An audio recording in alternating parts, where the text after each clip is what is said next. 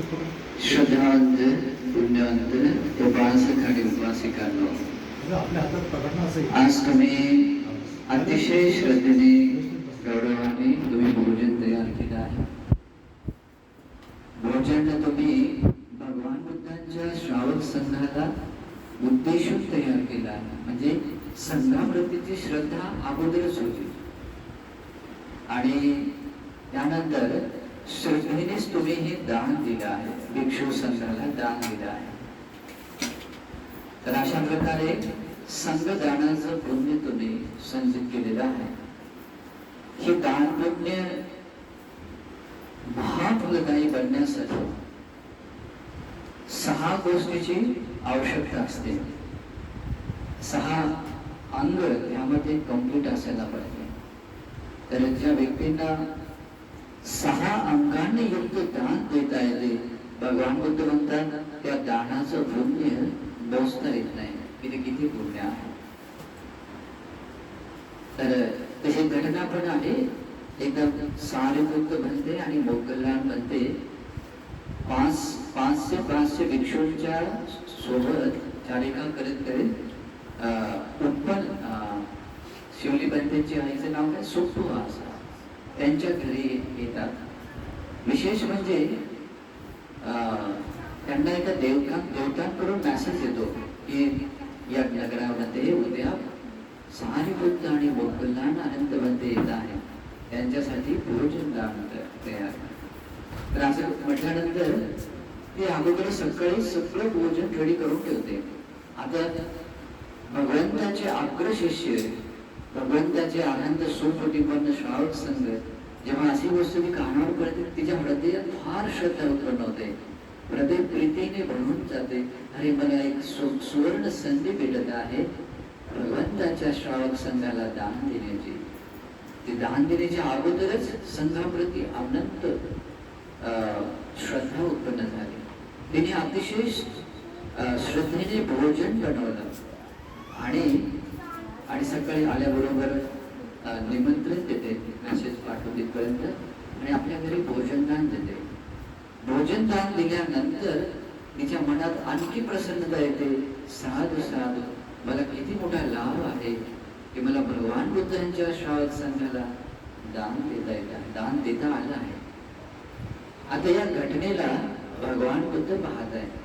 तसं भगवान बुद्ध तर सगळं पाहतात. श्रावस्तीला असताना भिक्षुनी, उपासक उपासिका सगळे लोक असताना भगवान बुद्ध आपल्या बुद्ध चक्षुने पाहतात आणि म्हणतात, भिक्षुंनो, सुप्पवासा उपासिका 6 अंगांनी युक्त दान देत आहे. जे दान अग्र फलदायी म्हणजे महान फलदायी बनत आहे. महान संस म्हणजे खूप मोठा शुभ परिणाम देणारं ते पुण्य ते संचित करीत आहे. ते 6 अंग म्हणजे तिने दान देण्याच्या पूर्वी, म्हणजे दायकांमध्ये 3 अंग पाहिजे. दान देण्याच्या पूर्वी तथागतांच्या संघाप्रती श्रद्धा पाहिजे. दान देण्याच्या पूर्वी पण पाहिजे. दान देताना सुद्धा श्रद्धा पाहिजे. तुम्हाला माहिती आहे, श्रद्धा ज्या क्षणापासून तुमच्या हृदयात उत्पन्न होते, संघाला मूळ करून की मी संघाला दान देतो व देणार आहे, तेव्हा हा विचार उत्पन्न झाला. ज्या क्षणापासून विचार उत्पन्न झाला की कुशल चित्त ते पुण्य बीज बनवते.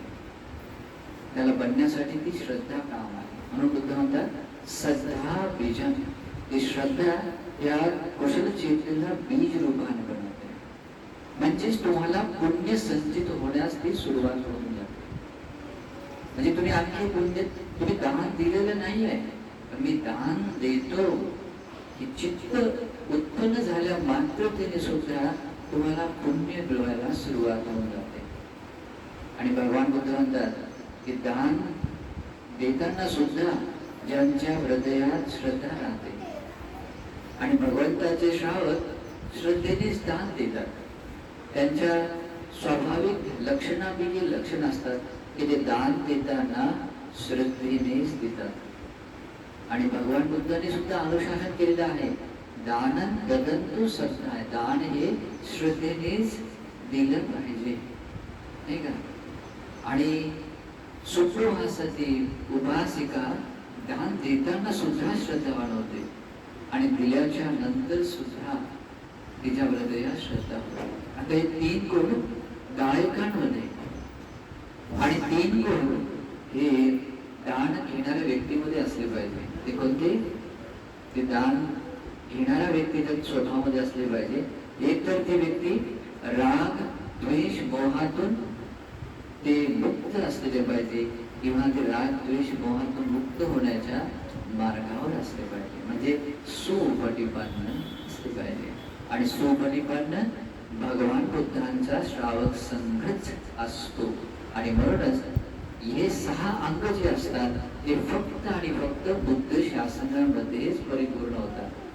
म्हणजे या प्रकारचं पुण्य आपल्याला फक्त बुद्ध शासनामध्येच मिळवता येते, नाही का. तर भगवान बुद्ध तिथे सांगतात की तिने असं पुण्य संचित केलं आहे 6 अंगाने युक्त, की त्या पुण्याची गणना संख्येमध्ये केल्या जाऊ शकत नाही, एवढं पुण्य तिने कमावलेलं आहे. आपलं फार मोठं सौभाग्य आहे. भगवंताच्या परिनिर्वाणानंतर का होईना आजही आपल्याला या 6 अंगाने युक्त आपल्याला दान देता येते, दान देता येते. हे 6 अंग जर आजही बुद्ध शासन आहे म्हणून 6 अंग जर कंप्लीट होत असतील तर आपल्याला सुद्धा त्या प्रकारचं पुण्य मिळते. म्हणून दान हे 3 ठिकाणी श्रद्धा ठेवून दिलं पाहिजे. कसं? दान देण्याच्या पूर्वी श्रद्धा पाहिजे, दान देताना सुद्धा श्रद्धा पाहिजे, आणि दिल्याच्या नंतर सुद्धा श्रद्धा पाहिजे. या 3 ठिकाणी श्रद्धा पाहिजे. आणि दान कसं दिलं पाहिजे? भगवंताच्या श्रावक संघाला दान दिलं पाहिजे. तेव्हा संघ सुपटिपन्न असल्यामुळे ते राग द्वेष मोहातून विमुक्त आहेत, किंवा राग द्वेष मोहातून विमुक्त होण्याच्या मार्गावर आहे. आणि म्हणून ते दान महाफलदायी बनते. पण इथे जर तुम्ही अशी गोष्ट तुम्ही म्हणजे संघ आपल्या आपल्यामध्ये स्वातंत्र्य रूपाने महान असतो. मला तुम्हाला माहिती आहे, महाप्रजापती गौतमी जेव्हा भगवान बुद्धांना 2 जीवन आपल्या हाताने स्वतः शिवून ती भगवंतासाठी आणते, त्यावेळेस ती म्हणते, भगवान माझ्यावर अनुकंपा करून या दानाचा स्वीकार करा. तर भगवान बुद्ध म्हणतात की गौतमी तू हे भिक्षू संघाला दान कर. संघाला दान केलं तर ते मला पण मिळते आणि संघाला सुद्धा मिळते. म्हणजे या जीवनाची जी पूजा आहे ती भगवंताची पण होते आणि संघाची सुद्धा होते.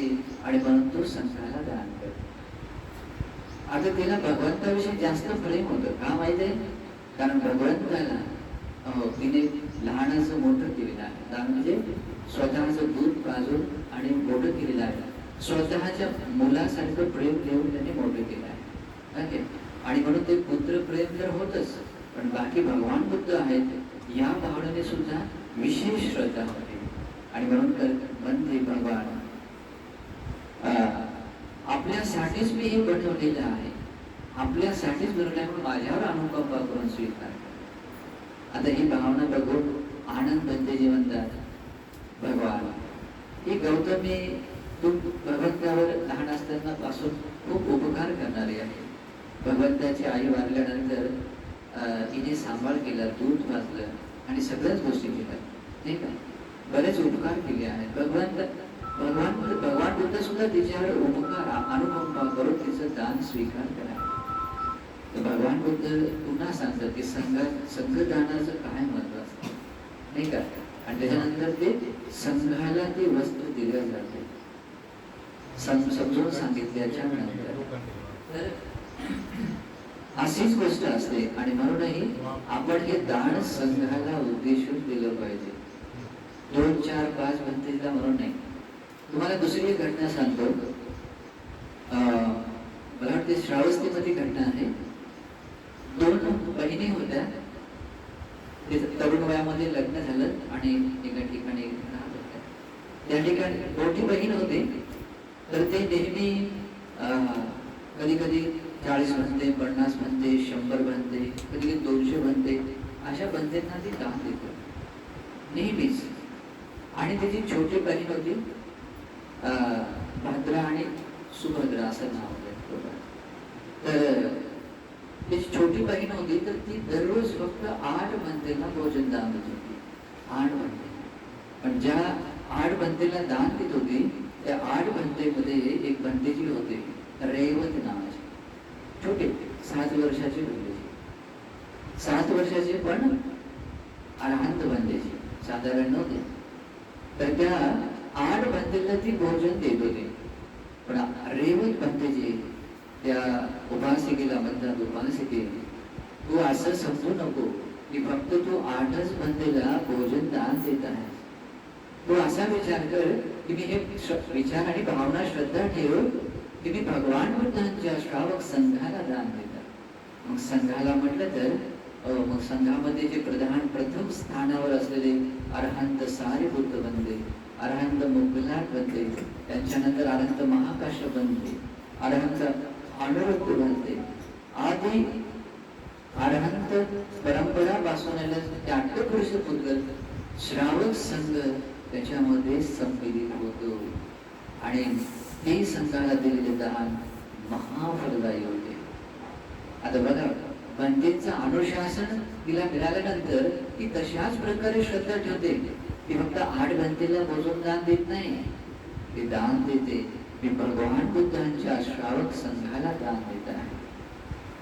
भिक्खू संघस्य देम, मी भगवान बुद्धांच्या श्रावक संघाला दान देत आहे, अशी श्रद्धा ठेवून दान देते. आणि आश्चर्यमय गोष्ट ही होते की तिच्या जीवनामध्ये पुण्य अनंत अनंत पुण्य तिला मिळते. आणि मग कालांतराने जी मोठी बहीण होती ती मृत्यूला प्राप्त झाल्यानंतर 39 देवलोकामध्ये उत्पन्न होते. आणि छोटी बहीण ही निम्मानरती परनिर्मितवशवर्ती, म्हणजे त्याच्या वरच्या देवलोकामध्ये उत्पन्न होते. मला वाटते निम्मानरती देवलोकामध्ये. तर छोटी बहीण स्मरण करते की मी कोणतं पुण्य केलं आहे की त्या पुण्य कर्माने मला एवढे दिव्य सुख संपत्ती मिळत आहे. तर त्यावेळेस ती पाहते की मी मनुष्य लोकांमध्ये असताना रेवत बंदेच्या अनुशासनानुसार भिक्षू संघाला मी दान दिलं आणि त्या दान पुण्याने मला हे अनंत पुण्य मिळालं. आणि अनंत पुण्याने हे अनंत दिव्य सुख मला मिळालं. त्या सुखाचा मी अंत पाहू शकत नाही, एवढं नाम आहे. मग ती विचार करते, तिला आपल्या बहिणीची सुद्धा आठवण येते. अरे ती कुठे आहे, तिला दिसते तर 33 देवलोकामध्ये. मग 33 देवलोकामध्ये ती आपल्या बहिणीकडे येते. तर त्यावेळेस तिचं ते दिव्य सौंदर्य आहे, ते बाकी देवलोकासारखं नाही, अतिशय दैदिप्यमान तेजस्वी. तिच्या सौंदर्याकडे, तिच्या शरीरातून निघाल्या प्रकाशाकडे ती पाहू शकत नाही. तिचा तो पाहण्यासाठी ते आपला प्रकाश थोडा सौम्य करते. हे सगळं वैभव बघितल्यानंतर ती मोठी बहीण आश्चर्यचकित होऊन म्हणते की हे देवी, तू फार महानुभाव संपन्न आहेस. तुझं दिव्य ऐश्वर्य, दिव्य सुख आणि सुंदरता अतिशय दैदिप्यमान आहे, भव्य आहे. तू मनुष्य लोकात असताना काय पुण्य केलं आहे आणि तू कोण आहे?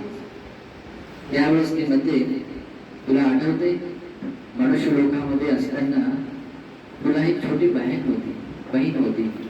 हो म्हणते, माझी बहीण होती आणि ती मीच आहे. तिला हे ऐकताना आणखी आनंद होतो. जसं आपलाच माणूस जर खूप दिवसानंतर बघितला तर किती आनंद होतो. आपला प्रिय माणूस जेव्हा खूप दिवसानंतर आपल्याला भेटला किती आनंद होतो. तिला सुद्धा फार आनंद होते आणि तिला सुखी बघून आणखी आनंदी होते. त्याला मुदिता भावना म्हणतात. तर मुदित भावनाने आणखी आनंदित होते आणि ते प्रसन्नतेने म्हणते की तू मनुष्य लोक, मला आठवते तू मनुष्य लोकात असताना नेहमी फक्त 8 बनतेलाच दान दिलं. मी तर मात्र कधी 40, 50, 100 बनतेला दान दिलं. तुझ्यापेक्षा नेहमी जास्तच दान दिलं. पण मी मात्र इथे उत्पन्न झाले. तू काय पुण्य केलं आहे की ज्या पुण्यकर्माने तू एवढ्या उच्च देवलोकामध्ये आणि उच्च कोटीचं सुख तू प्राप्त केलं आहे. पण माझ्या स्मरणात आहे तू 8 बनतेला नेहमी दान देत होती. तर त्यावेळेस ती म्हणते, ही गोष्ट खरी आहे मी 8 भंतेलाच भोजन दान दिलं आहे, पण मला अरहंत रेवत भंतेजींनी अनुशासन केलं होतं. काय हे म्हणाले की उपासके, हे जे 8 भंते जे आहे, मी 8 भंतेंनाच दान देत आहे असं समजू नको. तो भगवान बुद्धांच्या श्रावक संघाला दान देत आहे अशी भावना, अशी श्रद्धा ठेवून दान कर. आणि मी त्याच पद्धतीने दान दिलं आणि त्याच्या पुण्य स्वरूप मी अनंत पुण्य मिळवलं. कारण भगवंताचा श्रावक संघ अनंत गुणांनी युक्त आहे. अनुत्तरो पुण्यम खेतम लोकस्य, या संपूर्ण संसारातील प्राण्यांना अनुत्तर पुण्य क्षेत्र असणारा श्रावक संघ आहे आणि त्यानुसारच मी हे अनंत पुण्य मिळवलं. म्हणजे ऐकल्यानंतर त्याची बहीण फार प्रसन्न होते आणि त्याचं अनुमोदन करते. साधू साधू संघाला दान देणं किती मांगलिक आहे, किती मंगलमय आहे. आणि आज संघ आहे आणि संघाला दान दिलंच पाहिजे असं म्हणून ती दानाची आणखी प्रशंसा करते. तर या उद्देशामधून गोष्ट लक्षात ठेवायची आपण की आपण सुद्धा दान देताना कधीच व्यक्तिविशेष देऊन दिलं तर वाईट नाही आहे. पौद्गलिक दान सुद्धा असते. पौद्गलिक म्हणजे व्यक्तिगत, म्हणजे एका व्यक्तीला दान दिलं, समजा दुष्शील दुराचारी पापी माणसाला दान दिलं तर 1000 गुणा फळ भेटते. एखाद्या शीलवान पण पृथक दुसऱ्या धर्मातील लोकांना दान दिलं तर 1,00,000 गुणा फळ भेटते. तुम्ही एकदा जेवण द्या, 1,00,000 गुणा फळ भेटते. आणि जर तुम्ही एखाद्या ऋषी मुनींना दान दिलं, जे गृहत्याग करणारे ऋषी मुनी आहे, त्यांना 1,00,000 करोड गुणा फळ भेटते. किती? 1,00,000 करोड. किती मोठी संख्या आहे? 1 रुपया दिला 1,00,000 करोड. हा दिवस नाही का? एक वेळचे जेवण द्या, तेवढ्या गुणा अधिक मिळते. भगवान बुद्ध म्हणतात त्याच्यापेक्षा जास्त पुण्य मिळते 3 रत्नाला शरण गेलेल्या आणि पंचशिलाचं पालन केलेल्या उपासकाला दान दिलं तर विचार करा. भगवंताच्या उपासकाला दान दिलं तर एवढं पुण्य आहे, भगवान बुद्धांच्या श्रावक संघाला दान दिलं तर, एखाद्या श्रोतापन्न व्यक्तीला दिलं तर, सकदागामी व्यक्तीला दिलं तर, अनागामी अरहंत व्यक्तीला दिलं तर त्याला शब्द नाही. आणि मग अशा 4ही श्रोतापन्न, सकदागामी, अनागामी, अरहंत फळ मार्गाने फळ लाभी असलेल्या अष्टपुरुष बुद्ध श्रावक संघाला जेव्हा दान दिल्या जाते ते पुण्य कसं असेल बघा, नाही का? आणि म्हणूनही पुण्य कर्मावर विश्वास श्रद्धा ठेवून आपण त्या प्रकारे पुण्य केलं पाहिजे, नाही का? जेव्हा हा उपदेश ऐकला आणि पुन्हा आपण प्रमाद करू लागलो तर हे काही बरं नाही. म्हणून बुद्ध म्हणतात उत्तिष्ठे नपमज्जेय. तुम्ही या प्रकारे पुण्य करता का? हो, असाच प्रयत्न केला पाहिजे. जागे झालं पाहिजे की आता तरी त्या अज्ञानातून बाहेर येऊन या प्रकारे सज्ञानाने कर्म केले पाहिजे. नपमज्जेय ते कर्म, ते कुशल कर्म, ते धर्म आचरण करण्यासाठी प्रमाण करू नये. नपमज्जेय धम्मं सुचरितं चरे. सुचरित धर्माचं आपण आचरण केलं पाहिजे. धम्मचारी सुखं सेती. तुम्ही जर असं धर्म आचरण केला तर तुम्ही अतिशय सुखाने राहा. दिवस असो, रात्र असो, हे जीवन असो, दुसरं जीवन असो, तुम्ही तुमचं जीवन सुखमय बनवता, तुम्ही सुखाने राहता. अस्मिन् लोके परं विजय. धम्मचारी सुखं सेती अस्मिन् लोके परं विजय. धम्मचारी व्यक्ती या जीवनामध्ये सुद्धा आणि आपला देह सोडून गेल्यानंतर परलोकी सुद्धा कसा होतो? सुखाने विहार करतो. किती छान आहे. म्हणूनही नपमज्जेय. आता ह्या प्रकारे पुण्य करण्यासाठी तुमच्यामध्ये प्रमाद येता कामा नाही. या प्रकारे तुम्हाला धर्म आचरण करण्याची संधी असताना प्रमाद करता कामा नये. भगवान बुद्धांचं शासन असताना, मनुष्याचा जन्म असताना तुम्ही जर धर्म आचरण करत नसाल तर ते प्रमाद आहे. आणि प्रमादी व्यक्ती फार मोठं नुकसान करून देतात. प्रमादी व्यक्ती आपल्याला मिळालेल्या खूप मोठ्या संधीला हातून गमावतात, नाही का?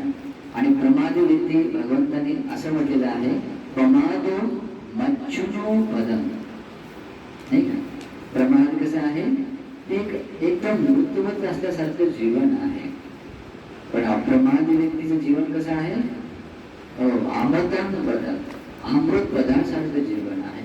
आणि म्हणून हे आपण अप्रमादाने धम्म आचरण केलं पाहिजे. पण भगवान बुद्ध हे म्हणतात, न तावता धम्म धरो यावता बहुभासती योच अप्राप्य सुत्वान धम्मं कायेन प्रस्थित. फक्त आपण काही बोलतो, एखादी गोष्ट दान दिलं पाहिजे, आपण बोललो किंवा आपल्या भगवंताची वंदना केली पाहिजे, धम्म श्रवण केलं पाहिजे, किंवा एखादी धम्माची गोष्ट पण सांगितली आपण, परंतु ती फक्त बोलली आहे. पण आपण ती जर आचरणात आणली नाही, तेवढ्या पात्रतेने कोणी धम्मधर होत नाही. जो व्यक्ती भगवंताच्या छोट्या उपदेश का असेना, आपण सुतवा बुद्धांची भगवंताची वाणी थोडीशी का होईना ती ऐकून जो व्यक्ती आपल्या जीवनामध्ये उतरवतो, या जीवनामध्ये उतरवतो, तर भगवान बुद्ध काय म्हणतात, तोच व्यक्ती धम्मधर होतो. सवे धम्मधरो होते, तोच धम्मधर असतो, नाही का? आणि म्हणून आपल्याला धम्मधर बनलं पाहिजे, बनता आलं पाहिजे. आणि तुम्ही जर बनला नाही, धम्मधर बनला नाही, तर तुमचं जीवन कसं आहे, प्रमादी आहे, प्रमादी आहे. आणि प्रमादी व्यक्तीचे जीवन फार कष्टमय असते, फार दुःखमय असते. प्रमादी व्यक्तीच्या जीवनामध्ये चारही दुर्गती अपाय लोकांचं दुःख राहते. प्रमादी व्यक्तीच्या जीवनामध्ये मनुष्य लोक जरी आला तरी खूप साऱ्या कष्टाने दुःखाने भरलेले जीवन असते. आणि म्हणून बुद्ध म्हणतात की अप्रमादी बना. आणि जर तुम्ही आणखी जर परमार्थिक धर्मात अप्रमादी बनलात, तर मग तुम्ही निश्चित रूपाने आपल्या दुःखाचा अंत करणारे बनवू शकता. भगवान बुद्ध दुसरे एका उपदेशात म्हणतात, यो इमास्मी धम्म विनये आत्ममात्तो विहासती. जो कोणी व्यक्ती या भगवंताच्या धम्म विनयामध्ये म्हणजे बुद्ध शासनामध्ये अप्रमादपूर्वक विहार करतो, अप्रमादपूर्वक धर्म आचरण करतो, पहाय जाती संसार दुःख संतम परिस्थिती, आपल्या सगळ्या दुःखाचा अंत करून तो आपल्या जन्म मरण्याच्या फेऱ्यातून तो मुक्त होऊन जातो, नाही का? म्हणजे या जन्म आणि मृत्यूच्या या भवचक्रातून मुक्त होऊन तो सगळ्या दुःखाचा तो अंत करू शकतो. बघा, हे अप्रमादी जीवन काय देऊ शकते. मग असं सौभाग्य असताना आपण प्रमाद करू नये, प्रमाद करू नये. तुम्हाला जर दुःखाची भीती वाटते, तुम्हाला जर दुःख नकोसं वाटते, तुम्हाला दुःख फार आपली वाटत आहे, तर भगवान बुद्ध म्हणतात की या प्रकारे धम्म आचरण करा, धम्म आचरण करा. धम्म आचरण करणारा व्यक्ती सुखाने राहतो. धम्म सुचिन्ने सुख महावहाते. जो व्यक्ती धर्मानुसार जीवन जगतो त्याच्या सोबत सुख पण राहते. सुख त्यापासून वेगळं राहत नाही. जर तुमच्या सोबत धर्म आहे तर धर्मात जिथे आहे तिथे सुख आहे, जिथे पुण्य आहे तिथे सुख आहे. आणि म्हणून बुद्ध दुसऱ्या भाषेत म्हणजे आपले उपदेश सांगतात, सुखस्येतन भिक्खवे अधिवचनम यदिदं पुण्य. हे जे पुण्य कर्म आहे की दुसरं तिसरं काही नसो सुख आहे, सुख आहे. मग ते मनुष्य लोकातलं मानवी सुख असो, देवता लोकातील दिव्य सुख असो किंवा परम निर्वाण सुख असो, हे सुख आहे. याचं कारण आहे पुण्य आहे. आणि म्हणून आपण पुण्य केलं पाहिजे. पुण्य आपल्याला करण्याची संधी आहे. अनुत्तर पुण्य क्षेत्र आहे. भगवान बुद्धांसारखे सर्वश्रेष्ठ व्यक्ती आहे. आत्मस्मिन जगतं दान आत्म पुण्यम पवर्धते. आग्र असणाऱ्या व्यक्तीला आपण जर दान दिलं तर जीवनामध्ये पुण्य सुद्धा आग्र रूपानेच मिळत राहते, वाढत राहते. मग आग्र व्यक्ती कोण आहेत? भगवान बुद्ध आहेत. आज भगवान बुद्ध आहेत आपल्याला. भगवान शरीराने जरी नसतील पण तरी आज भगवान बुद्ध आपल्यासाठी आहे. पण ते तुम्हाला दिसले पाहिजे. तुम्हाला भगवान बुद्ध दिसले पाहिजे. तुम्हाला भगवान दिसले नाही तर तुम्हाला वाटते अरे काय पडलं, मूर्ती आहे फक्त, नाही का? तुम्हाला मग ते भगवंताच्या दर्शनाचं पुण्य मिळत नाही. भगवान बुद्ध दिसले पाहिजे. आणि भगवान बुद्ध कसे दिसले पाहिजे? हो, धम्म रूपामध्ये, भगवंताच्या बोधी गुणामध्ये भगवान दिसले पाहिजे. अरे माझे भगवान असे आहे. आणि जेव्हा भगवान दिसतात तुम्हाला, भगवंताच्या बोध वृक्षामध्ये तुम्हाला भगवान दिसतात, बोध वृक्षामध्ये भगवान दिसतात, भगवंताच्या धातू चैत्यामध्ये तुम्हाला भगवान, साक्षात भगवान दिसतात. भगवंताच्या उद्देशाने बनवलेली जी कोणती प्रतिमा आहे किंवा आणखी आहे त्याच्यामध्ये तुम्हाला भगवान दिसतात. आणि तुम्ही समान श्रद्धेने की साक्षात भगवंताच्या चरणावर डोकं ठेवून वंदन करीत आहे अशी भावना ठेवून वंदन करत आहे, पुण्य तुम्हाला अग्रच मिळणार. त्याच्या संबंधित दुसरी गाथा आहे, लिप्यन्ते लिप्यते चापि समे चित्ते समं फलम्.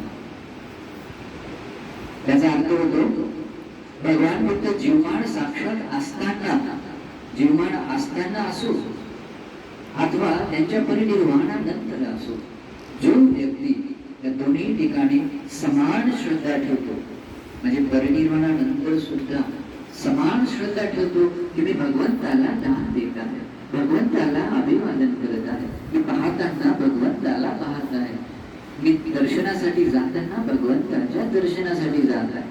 जेव्हा तुम्ही घरून निघता बुद्ध विहारामध्ये, घरून पाय टाकताना विचार असला पाहिजे डोक्यात, काय? मी भगवंताच्या दर्शनासाठी जात आहे, भगवंताच्या सेवेसाठी जात आहे. आणि मग बघा, ही श्रद्धा, ही भावना तुम्हाला किती महान पुण्य देते. भगवान काय म्हणतात? समे चित्ते समं फलम्. जर तुमची साक्षात जीवमान भगवान बुद्ध असताना जशी श्रद्धा आणि चेतना होती, तशीच चेतना जर भगवंताच्या परिनिर्वाणानंतर जरी असली तर पुण्य मात्र समान मिळते. हो, समं फलम्, समान पुण्य फळ मिळते. चेतो पनिती हेतु जड सत्ता गच्छन्ति सुकृती. किती सुंदर गाणं आहे. चेतो पनिती हेतु जड, त्याचा अर्थ होतो, जे तुम्ही चित्तामध्ये म्हणजे चेतना उत्पन्न केली. चेतना कशी उत्पन्न होते? श्रद्धेने उत्पन्न होते. श्रद्धा जर तुमची अशी छोटीशी असेल, ठीक आहे भगवान बुद्ध आहे, नाही का, ठीक आहे पंडितजी आहेत आपल्यासारखेच आहे असं म्हणून तुम्ही फक्त श्रद्धा अशी साधारण ठेवली, एवढी छोटी ठेवली. तुमची चेतना सुद्धा छोटी. चेतना छोटी तर पुण्य सुद्धा छोट. तुम्हाला एक उदाहरण सांगतो. एक पायासी नावाचा राजा होता. एक कुमार काश्यपाकडून दमन झाल्यानंतर तो दान देऊ लागला. दररोज दान दिलं, पण त्याने मन नव्हतं काय दान द्यायचं, असंच दिलं त्याने, नाही का. जसे काही विशेष श्रद्धा की असं भाव पण दिलं त्याने काहीतरी द्यायचं म्हणून, पण देण्याचा भाव होता, पण तसं तेवढा काही नव्हता. आणि त्याच्या विपाक स्वरूपाने त्याने आयुष्यभर दान दिलं. पण काय झालं, मृत्यूनंतर तो यक्षयोनीमध्ये वाळवंटामध्ये चक्र भवन एकदम खाली शून्य एका भवनावर त्याचा जन्म झाला, शीर्षक विमानामध्ये. पण कालांतराने मला वाटते गावापती आनंद बंतेजींच्या मार्गदर्शनाने मग त्याने आपल्या परिवारातील लोकांना सांगितलं, असं करू नका, दान देताना सत्पुरुषांच्या विधीने दान द्या, श्रद्धेने दान द्या, गौरवाने दान द्या, सत्कार व्यवस्थित तयार करून दान द्या. हे सगळे दानाचे गुणधर्म सांगतो आणि म्हणतो की दान द्या आणि तुम्हाला असे मनात चेतना उत्पन्न करा. तो पायाशी राजा जिथे जन्मला तिथे आम्हाला जन्म मिळो. आता त्याला बायको, त्यांचे मुलं बाळ फार प्रिय होते, म्हणून त्यांनी तसं केलं आणि खरंच सगळे मरण पावले आणि तिथे त्याच्या जवळ आले. ठीक आहे. तर चेतू पाण्याची हे तुमच्या मधली जी चेतना आहे, त्या दान देण्याच्या पाठीमागचा जो विचार भावना आहे, त्याच कारणाने तुम्हाला असं पुण्य मिळते की ज्या पुण्यकर्माने सगळे सत्व करणारे सगळे सत्व सुगतीला जातात. सुगतीमध्ये उत्तम गती निर्वाण आहे, सुगतीमध्ये सुगती दिव्य गती आहे, देवता लोकांत पण जातो. आणि म्हणूनही तुम्ही ही गोष्ट समजून घेतली पाहिजे. आज तुम्हाला काय भेटलं आहे, आज भगवंताच्या परिनिर्वाणानंतर का होईना पण ही संधी भेटली आहे, या संधीला गमावू नका. भगवंताच्या परिनिर्वाणानंतर सुद्धा जर तशीच चेतना आणि श्रद्धा निर्माण करता आली, फळ सुद्धा समान मिळते. आणि तसंच आज सारभूत आनंद गंगेची आधी नाही आहे, पण तुमच्यामध्ये जर श्रद्धा आहे, समान श्रद्धा आणि समान चेतना आहे, तर पुण्य तुम्हाला आजही समान मिळते. भगवंताच्या श्रावक संघाला दान दिलं साधं नाहीये. याला आपलं डोकं वापरा, आपली प्रज्ञा वापरा आणि प्रज्ञा वापरून काय केलं पाहिजे, तशा प्रकारचं पुण्य केलं पाहिजे. जर ते पुण्यकर्म नाही केलं, पुण्याच्या अभावाने माणूस फार दुःखी कष्टी राहतो. जसा एखादा माणूस भावंडांच्या मध्ये प्रवासाला निघाला आणि त्याच्याकडे पायात चप्पल नाही आहे, ऊन पण लागत आहे, छत्री पण नाही आहे, तहान पण लागते, पण पाणी नाही आहे, जेवण नाही आहे, आणि अशा स्थितीमध्ये तो निघाला वाळवंटामध्ये, कशी यात्रा राहील त्याची? फार कष्टमय राहते. मग तशीच कष्टमय जीवन यात्रा तुमची बनवू शकते जर पुण्य नसेल तर. म्हणून पुण्य करा. भगवंताच्या परिनिर्वाणानंतर का होईना आपल्या संधी भेटली, समी चित्तली समीप, समान चित्त चेतना भावना ठेवली तर फळ सुद्धा तसंच मिळते. आज तुम्ही विविध आकाराने पुण्य केलेलं आहे, ही निश्चितच महान पुण्य आहे. या पुण्यकर्माला सतत सातत्य पूर्ण केलं पाहिजे आणि तशी इच्छा पण ठेवली पाहिजे. भगवान त्यामध्ये म्हणतात, पुण्यंचे पुलिसो कैला कैला ते पुनम पुनम आम्ही छंपन कैलांत सुखो पुण्यस्य उपयोग. जे पुण्यकर्म आपण केलेलं आहे ते वारंवार केलं पाहिजे आणि ते वारंवार पुण्य करण्याची इच्छा पण मनात ठेवली पाहिजे. आणि तुम्ही जर ती इच्छा तशी ठेवली तर हेच कारण तुमच्या सुखाचं कारण बनते. सुखो पुण्यस्य उपयोग हे तुमच्या सुखाचं कारण बनते.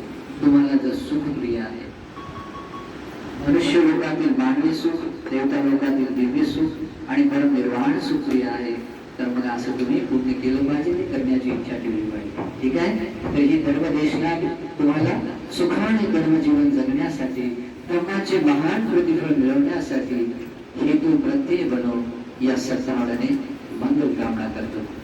नमो बुद्धाय. शांत शांत शांत.